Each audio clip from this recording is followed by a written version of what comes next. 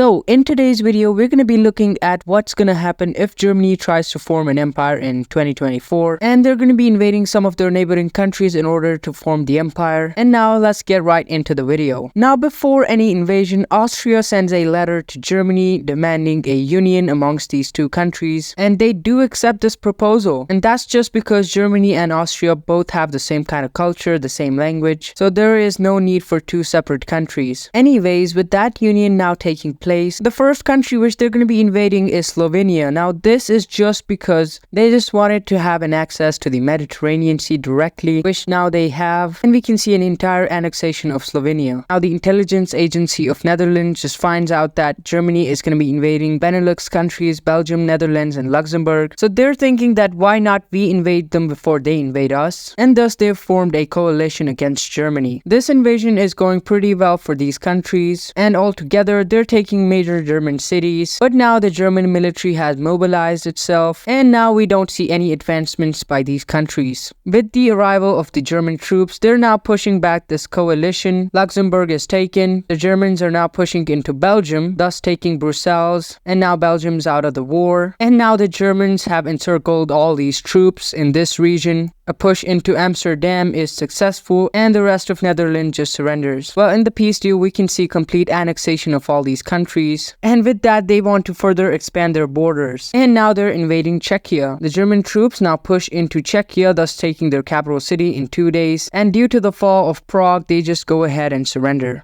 And once again, we can see a complete annexation of the Czech Republic. Now, Europe is getting worried because of the German expansions, and we can see an alliance amongst the Scandinavian countries. But before they could mobilize all of their military and invite more members like Sweden, Germany just declares war on this alliance. We can see the German troops pushing into Denmark and taking the entire country within 6 hours, which is weird enough. And the following week, a landing being made in Norway, thus taking the coastline. And with the surrender of Oslo and other major Norwegian cities, Norway just goes ahead and surrenders. And once again, we can see complete annexation of these countries. Now, I know why you guys clicked on this video, and I know which country you want Germany to be at war with. Good old Poland it is. Although you guys could argue that Poland is stronger than Germany in 2023, but now Germany has all of the military assets from all these countries, and well, things are not looking good for Poland, as now they've lost their entire coastline, and they can no longer defend themselves. The Germans are not going easy on them. The Battle of Warsaw ends in a decisive German victory, and there's nothing much left in Poland, so they just go ahead and surrender.